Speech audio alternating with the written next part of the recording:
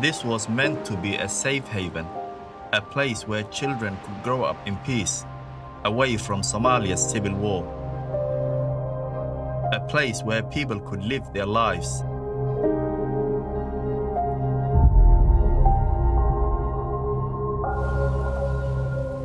But what happened here in July shattered that illusion.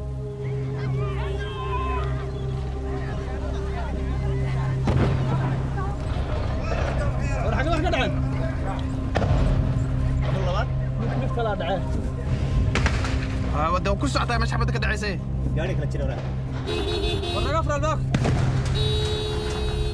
26 dead, 56 injured. Lives changed forever. marka cid walba aqli leh way ka dareemi karaan inay ka dhacsan tahay wax bulshada khalkhal lagu galinayo ama dib u dhac saameyn Jubaland ay ku yeelanayso inay qof walba u dareemi karaa. My name is Jamal Osman. I am a Somali journalist who for years has been searching for answers to an end to the cycle of violence which has ripped my country apart for 3 decades. In Kismaayo, I thought I had found the answers. A place which was secure, a place which was peaceful, a place which offered hope. But in my country, tragically, nothing is ever that simple.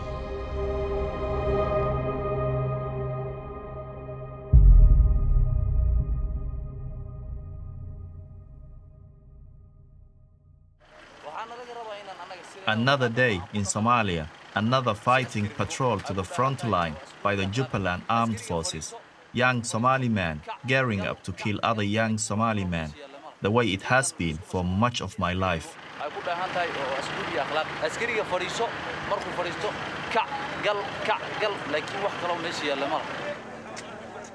These soldiers are going to an area controlled by Al-Shabaab, the most powerful militant group in Africa and Al-Qaeda's affiliate in Somalia. Among them is an elite unit known as Rohan, meaning the unseen. Made up of former Al-Shabaab fighters, they know their enemy well. Commander Khalid reminds them how they are expected to behave. askari-nimadku waa adayg waa maxay ahayd inuu qofku ku adeeg yahay shaqadiisa uuna u jilcisan yahay shacabkiisa dadka aan u soconno waa dadkeenii oo cadow haysto waajibaadka iyo shaqada ay idin faraan taliyaashiina si fiican ha loo dhageysto ha loo fuliyo. But trust can be in short supply here. Some of these men could be secretly working for the other side. waxaan u baahannahay inta aan ka soconayna hadda aan ka tagayno in kulli iyadoona shaki ahayn waxbana ahayn haddana taleefannada laga soo wada ururiyo ciidanka oo kulli halkan la isugu keeno idinkoo mahadsan. wabillahi tawfiiq waa mahadsantiin. The fear is that they will inform Al-Shabaab about the operation. Sometimes the highest bidder trumps loyalty.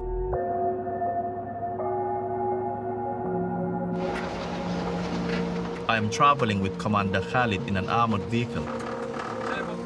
He's receiving regular updates from his informants inside Al-Shabaab. ilaa xalay xog badan ma ururnay eriyada oo dhan marka sidan hadda aan ku socono mararka qaar siyaabo ka duwan baa iyadan loo howlgalaa ciidanku howlgalaa. Where they are not telling us exactly where, but they are planning to attack Al-Shabaab. Al-Shabaab, terrorists, Al-Qaeda. This is Al-Shabaab. I am no stranger to them, having interviewed them many times. They are a formidable enemy.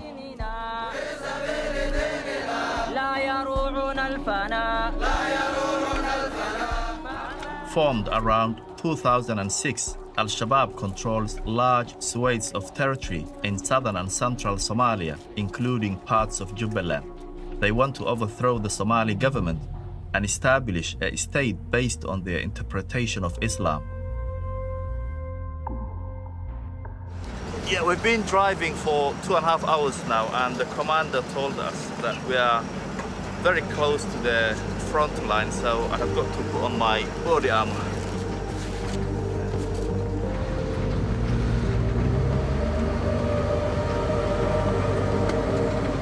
نقص التلفزيون ما قاعدين اسكت عفوين وقاعدين صباحا توصل سوق أنا سوق أنا توصل لكن تحت ينوزل كلام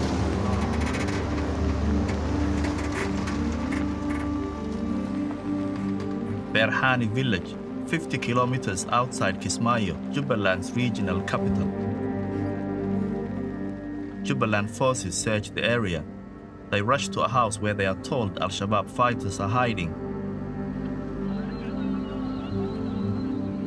But they find nothing. It's a typical of a front line which is fluid and of an enemy which is everywhere but nowhere.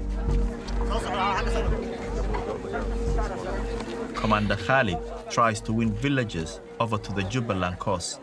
Residents must turn out, otherwise they will be seen as Al-Shabaab members. But look closely, it's all old men, women and children. إن درنسنا إن لا نوله هالذكرين إن بدن عبسة أديها كقبتان أوجي إذا ما ظنوا حي كتلة شيران مرة والبيان إيدين أديجان إيدين معها عدو إيدين ك وحيدين وهل في عنتين فبار حاني وتلمية ما أدري ما أود أنا وربع معي ما أود يا كم بقي سامرك نفتينا وبغيها عدا كم بقي سلك مش هيك ما أبغى أصير كذي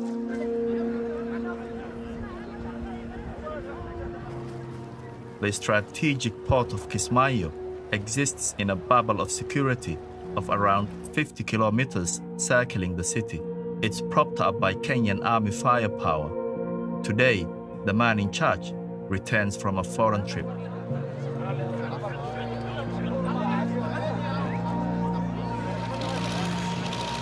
President Ahmed Madobe is popular here for creating a sense of peace and security.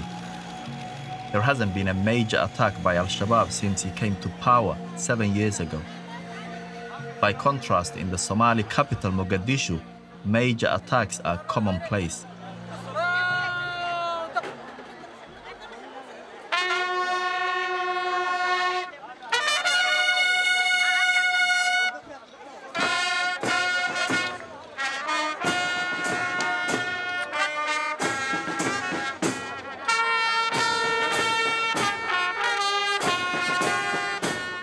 The pomp and ceremony, coupled with the messages of security, is designed to remind everyone the presidential election is weeks away, and President Madobe wants another 4-year term. ummadda Soomaaliya waa asaaska ay Jubaland ku dhisan tahay. Waxaan ognahay Jubaland dadaal dheer bay soo martay dib u heshiisiineed kaasoo keenay in maanta dadku si aad aragtay ay ku wada nool yihiin noloshoodu si aad aragtay ay yihiin isbeddelka ku yimid ayna maanta jirin wax colaad qabiil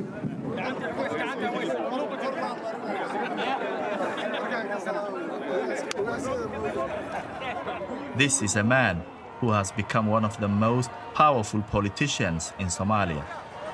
حسب qofkii nabad iyo amni u keena way garab istaagayaan saas asleeyahay qofku inuu cadaalad ka helo nabad inuu helo amni inuu helo horumar inuu jiro dawladnimo inay dalashaato. When I traveled to Kismayo earlier this year, I was impressed with the society Ahmed Madobe has created. He has his critics who say he is an authoritarian figure who favors his clan. He has also fallen out of favor with the government in Mogadishu. But Madobe gave me hope that perhaps Jubaland offered a glimpse into what my country could be, a stable and peaceful place. On the plane here, I sat next to someone who agreed. And me, Hoda Naleya, the founder of Integration TV and a proud Somali sharing Somali stories all over the world. Hodan Naleye was a fellow Somali journalist who grew up in Canada, but decided to return with the aim of highlighting positive developments in our motherland. So amazing. When you come to Somalia, you just enjoy being an everyday person. I love it here.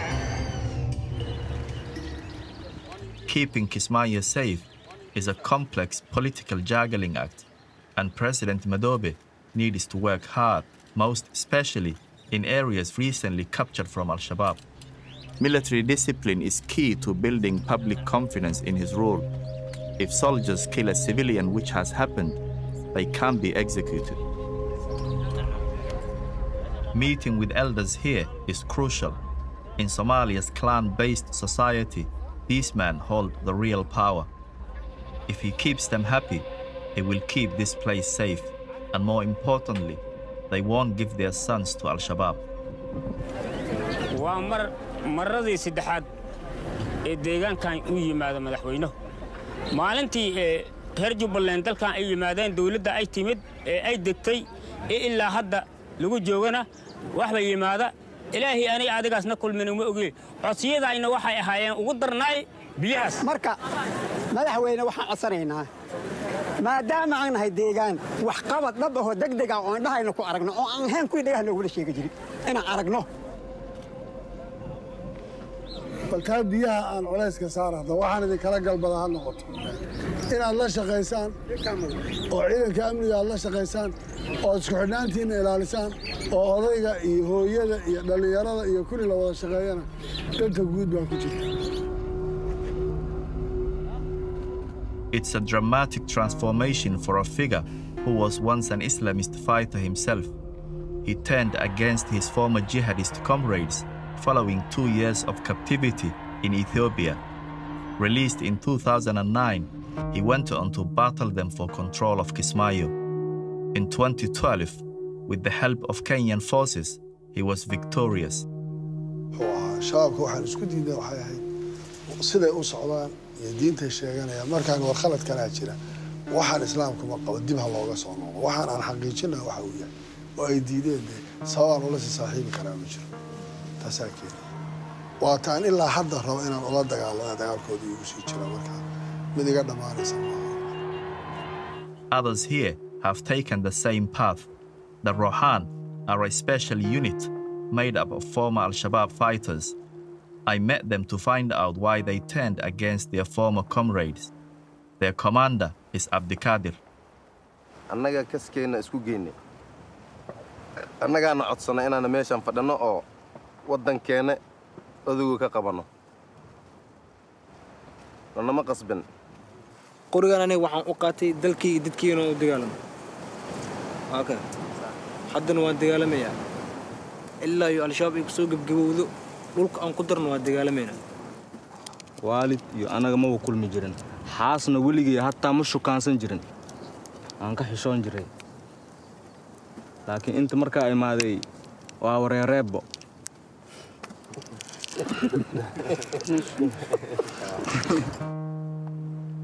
But being a Rohan is risky. Abdikadir says his brother was targeted by Al-Shabaab. hadda aan kula hadlayo oo wiil aniga xiga aqamisti waxa lagu dilay salagle hadda nin gaal baad la shaqeysaa hadda aan xagga gaal soo kuma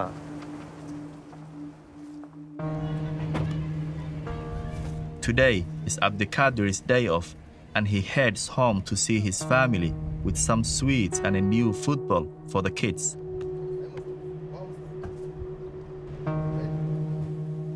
Abdikadir's wife is pleased her husband has switched sides.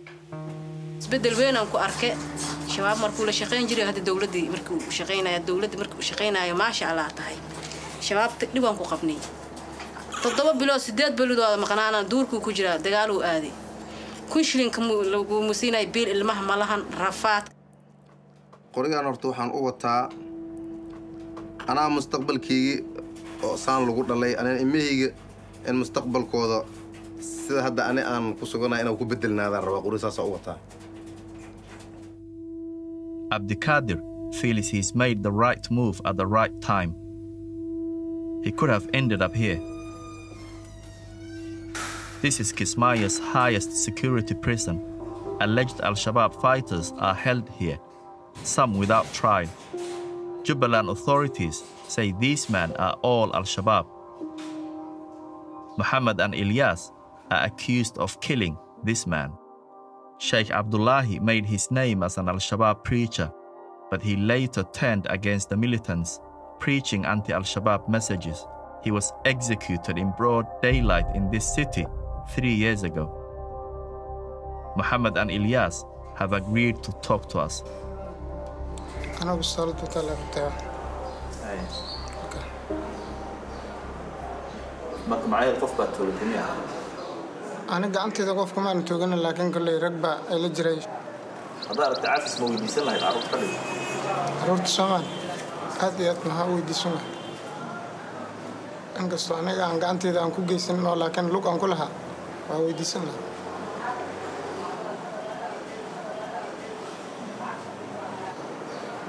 شباب مبانا هاي دي مقالة وأنا سكسو هذه ليش شقاق قوي دهني أنا كقفت ما ديار وعمل بس شقاق قوي شو أنا وادليس من ضد يا وحي مركا شقاق من القوي كالدرس كليه ما عن شقاق ما حد كل شيء ما حد كل من نور شيء نيكو دالن ير مركو ياسي سبا كوحها بنوني كواد عرفت عيال نبى كوح بو جعليها نبى كوح بو أد وحيسية وطنية هذا مركا وطن كسيسة لغة دجال باك جرته إما الدولة إما شباب واحد كلا ولا حي مجرى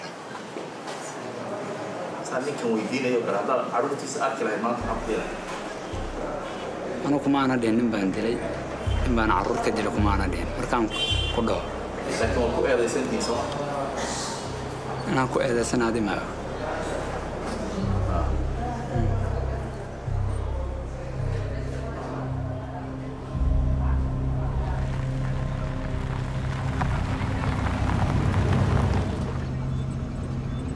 Tonight, we are with the Jubaland police force.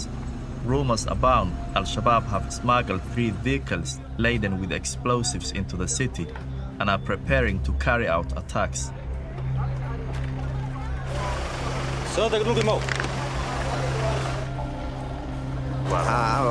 وحي شرعي يمدد أنا وديان هذيك أنا كل ما يسألنا مبارك ما يوفر سنين ما بدنا نبارك على هذا وقابلني هنا وجد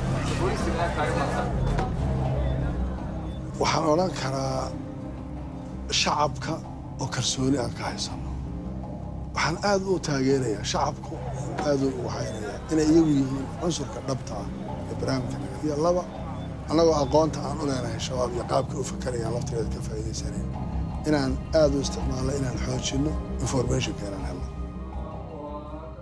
It's Friday, weekend in Somalia, a day of family and prayer. The president is here. اللهم وفق ولاة أمور المسلمين لما فيه مصلحة البلاد والعباد يا رب العالمين. اللهم اجعل بلدتنا هذه آمنة مطمئنة وسائر بلاد المسلمين. اللهم آمنا في أوطاننا. اللهم آمنا في أوطاننا. اللهم آمنا في أوطاننا.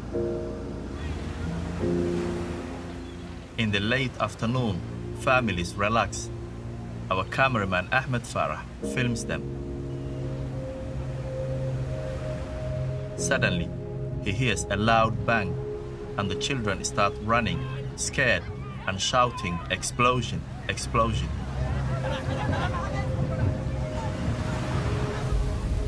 In that moment, 7 years of safety and security in Kismayo is gone. This is CCTV footage of the explosion.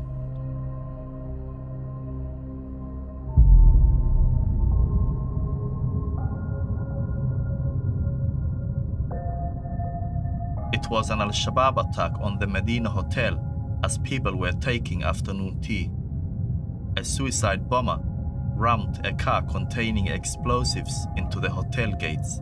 Moments after these pictures were captured, 3 Al-Shabaab gunmen stormed the hotel compound and the slaughter starts. Ahmed, our cameraman, sped towards the sounds of shooting and grenade attacks with his driver and our army guard.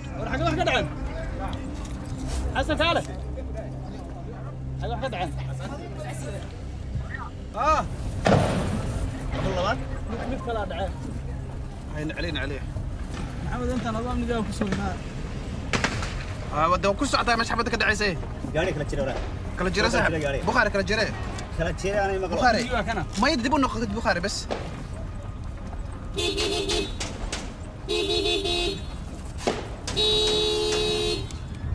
الرقف الباك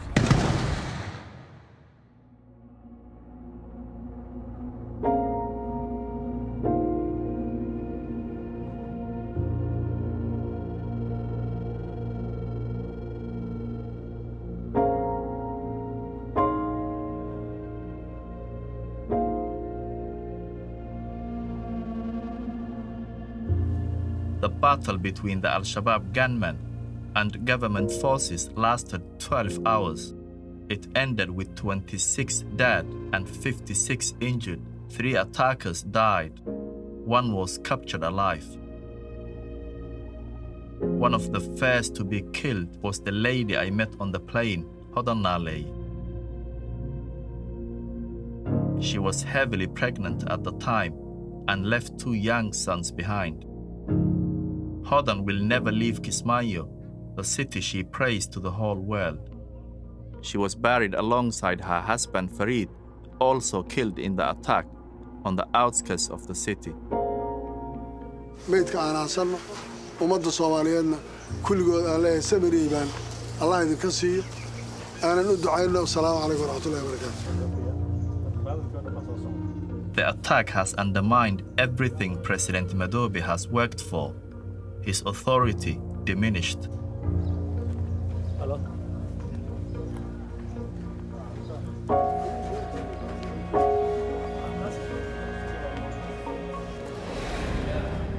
In the aftermath, he heads to the airport to oversee the evacuation of the worst wounded.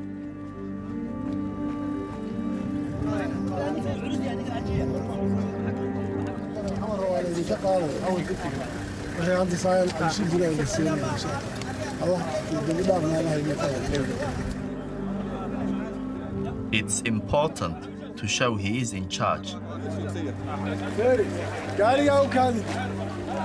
وكادي دكاس فيري كان قرع على صار هلا صار هاي كان قرع على صار هالمريض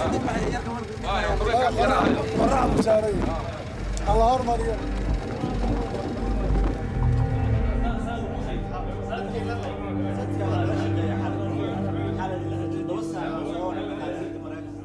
President Madobe has been urging Somalis worldwide to return to Kismayo, saying it is safe to live and invest. Come they did, but all it has taken is one bomb to unravel everything. والله أرنت العضيد وواحد مؤسف هورت لقى حماض سادو أركيسين بانا دتك درين كيسوها صوتا واحد كعصب جو جبلان أو لنجودها ما نكره كارهاك اسمها واحد كعصب تاسامر كدتك واحد كنت هي قادة شواه وحانا السبب يصير سلايا هاي وحبذا بأمني أود بريورتي وحي اللي ساري وحبذا سوء يرى للمانو سياسة ده هذا هو مشغول. Before the attack, you could see local residents were going on about their daily lives. You could sense this is a peaceful city. People were walking around late in the evening. But since the attack, the mood has changed. وأرجع ضدك وكلايعي وحن أبرنا معها. سواء كوجا ورجع وحن ضلنا إيه وحنا لرش. دبعتها وين سامين سهوية بعنا. سمو. marka cid walba aqli leh way ka dareemi karaan ka dhaadhacsan tahay wax bulshada khalkhal lagu gelinayo ama dib u dhac saameyn Jubaland ay ku yeelanayso inay qof walba uu dareemi kara laakiin alxamdulillah halkeeda ka soconaysa insha Allah. In August, President Madobe was elected for another 4 years. Will he manage to restore security here? Perhaps. But I question whether there will ever be a time when Somalia's cycle of violence and revenge is broken. mar walba walahi wiilkayga markaan arkaa waan soo xasuustaa abiis dadka dile hawsha waa igaduumayso qalbiga waa si noqonayo kan soo xasuusto wiilkayga agoon laga dhigay. Farhiya Hassan's husband was Sheikh Abdullahi, the former preacher, gunned down in Kismayo. I had met 2 of his alleged killers in prison. in la ii dili baan rabaa aniga nimankaas wiilkayga abiis nima ka dile waa in la ii dilo ayaan jeclaan lahaa. Farhiya says her 6-year-old son Aqil is also bent on revenge. waan dilayuu lahaa aabahayga qofkii dile xabad buu ku dhuftay anigana waan dile xabadaan ku dhufana.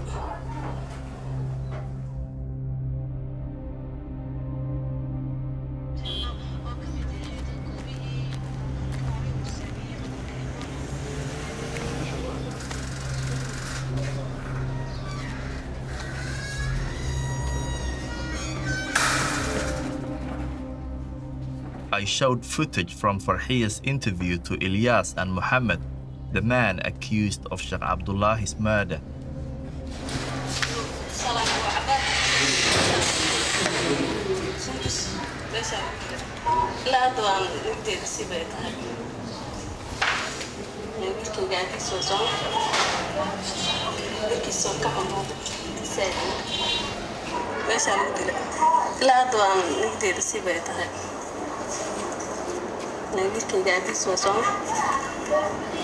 دلنا هنون ليه سومالي دنا هذا نفتر كذا دبيذا كي ماذا كورها ودبي جوب إسكار قف كستو دنتو إهل كيسوا سامين يساعد مشيدس تاسوا اللوجي وح كست مركز تسكت كم نام بقداش لما تقدم بسنجاس الله نون هرستاس نصيب كيسي وقتي تاسوا دما سه تاسوا نهدان دلله حل الدلو دان دلهين حل الدايو تاسلو barnaamijkii waxaan u xiranahay dowladdu way ogtahay inay ka warqabto ilmogsoonta xogteeda dhanna way haysaa ma garat dee waxaa dhammaan hore aan kaaga warraminna haddaan ima kaaga warramayo wakaa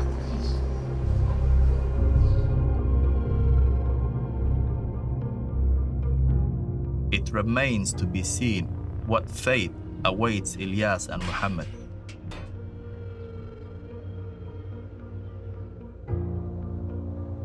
I wanted to Kismaayo to highlight peace and progress in Somalia, but I left with a different conclusion.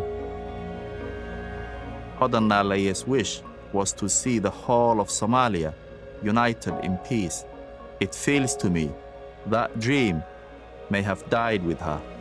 What future for my bloody country?